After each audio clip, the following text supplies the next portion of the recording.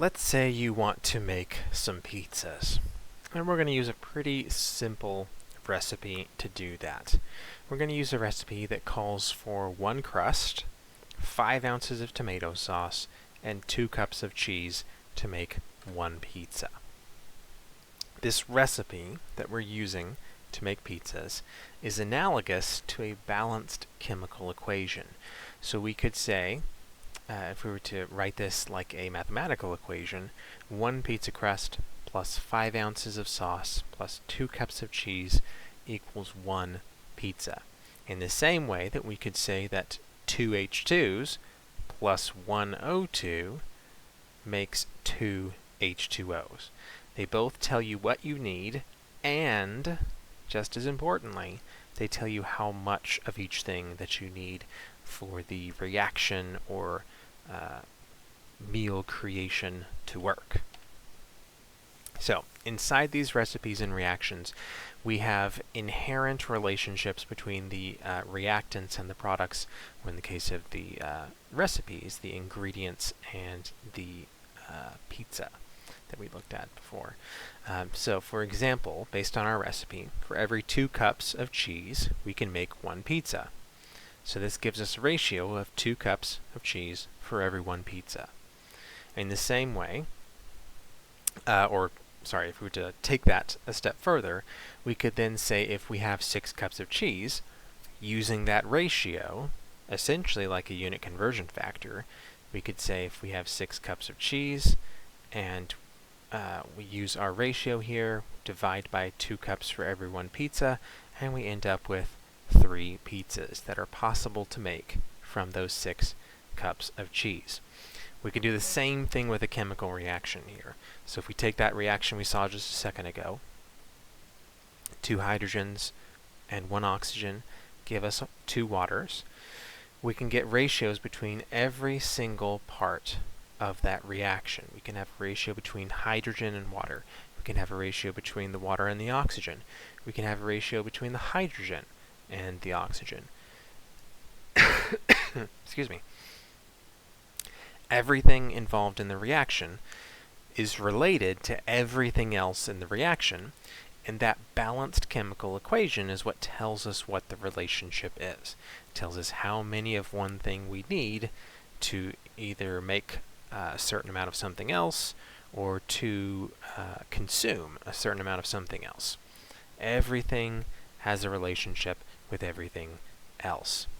So just to give another example here with the same reaction, if we had 13.8 moles of water produced using this reaction, how many moles of O2 did we use up to get that? Well, we can see from the balanced chemical equation that for every 2 moles of H2O, we would use up 1 mole of O2. It's a 2-to-1 ratio. Anytime we have an equality like this, where we get 2 moles of this for every 1 mole of that, we can use this as a unit conversion.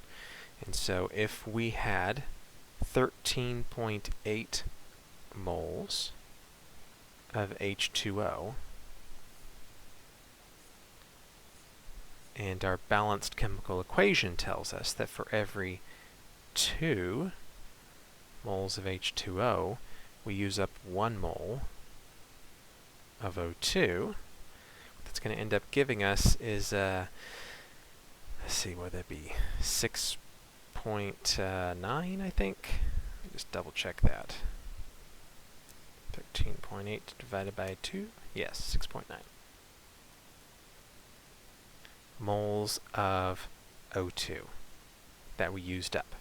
And again, this strictly comes from the coefficients.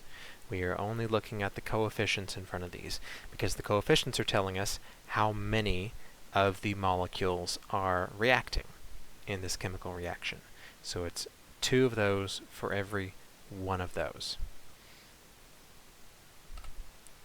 So the same thing can be done with much larger and more complex reactions, like this one, for example. Again, everything involved in the reaction here has a relationship to everything else. There's a ratio between every part of the reaction and every other part of the reaction. So this one, it's for every 2 moles of octane, you use up 25 moles of O2, you produce 16 moles of CO2, and 18 moles of water. And so there are relationships between all of these. There are ratios between all of these, just using these 4 numbers. So this relationship, and using this relationship between the relative amounts of reactants in a chemical reaction, is called stoichiometry. So all we're doing is we're just saying, if we have information about one part of the chemical reaction, like the octane, for example, we can use the balanced chemical equation to find information on any other part of the reaction, because we know how they're related. And that's all stoichiometry is, taking information about one part of the reaction and using the balanced chemical equation to work out information about something else in the reaction. So let's look at another example here.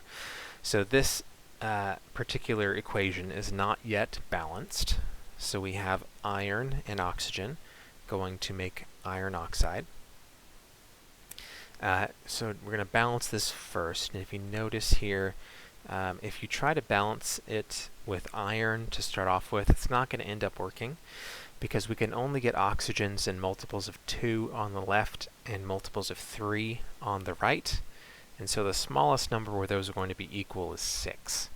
And so I'm going to have 2 here and 3 here.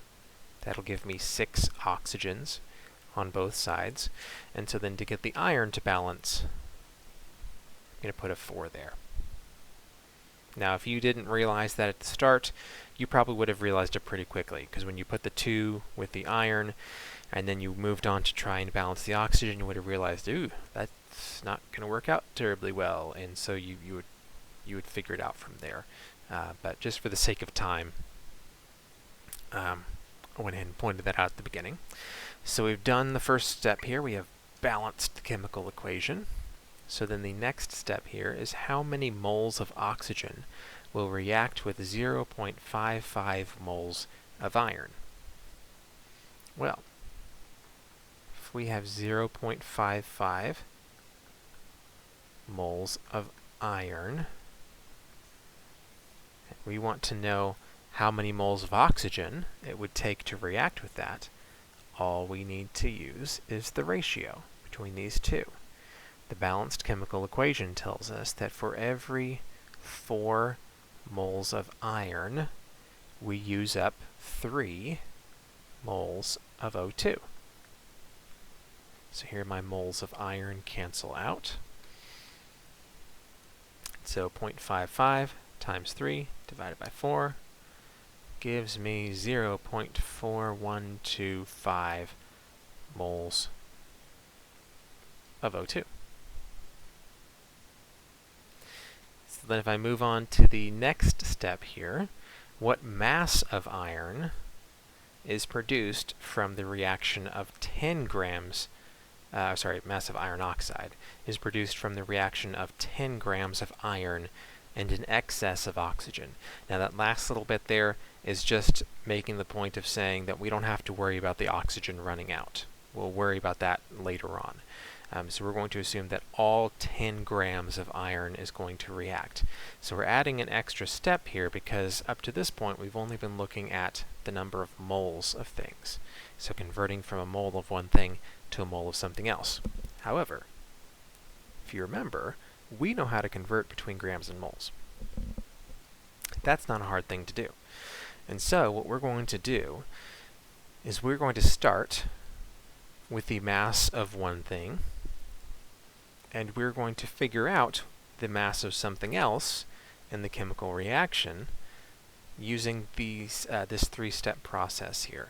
So we're going to go from, in our case here, a mass of iron to moles of iron using the molar mass. of iron. We're going to, once we know how many moles of iron we have, we can use the balanced chemical equation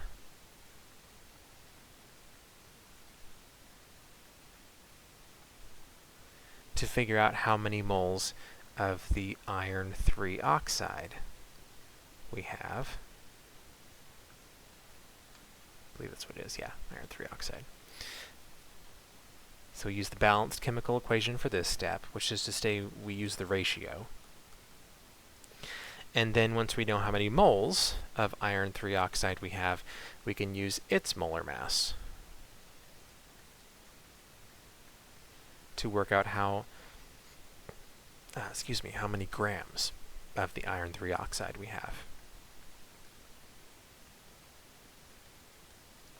So it's going to be a 3-step process. 2 of those steps are going to be molar mass conversions, and then the middle step here is just using the ratio from the balanced chemical equation. So if we go ahead and do that, we have 10 grams of iron. My first step is to convert that into moles of iron. And if I remember correctly, iron is 56, but let me double check that. Essentially 56, 55.85.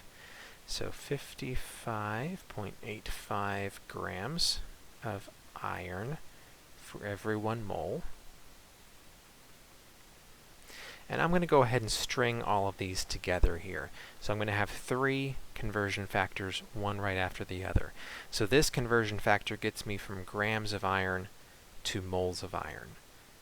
The next conversion factor, so that was this step, so we've done this step. The next conversion factor is going to take me from moles of iron to moles of iron oxide. And so that is going to be the ratio here. So the balanced chemical equation tells me that for every 4 moles of iron, I will produce 2 moles of iron oxide. And then the last conversion factor is the molar mass of iron oxide, which I do not know off the top of my head. Let me work that out real quick. So we have 2 irons, so that's 55.85 times 2 plus 3 times 16. That is 159.7 grams of iron oxide. All right.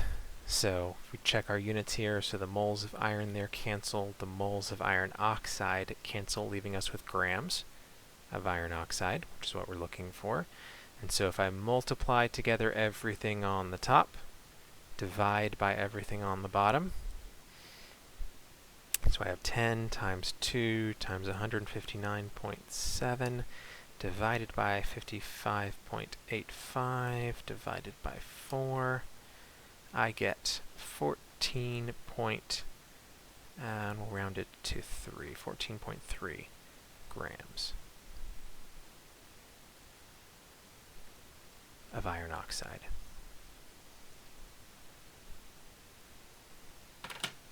All right. So, hopefully that process made sense. This process of going from grams of one thing in a chemical reaction to grams of something else in the same chemical reaction. Because we're going to be doing this many, many times. And actually, we're going to go ahead and stop this video here. And in the next video, we'll essentially be just practicing this. Simply practicing if we know how much of a certain molecule is reacting, how much of some other molecule is either used up or is produced in that reaction. So we'll go ahead and stop this video here and pick it up there in the next one.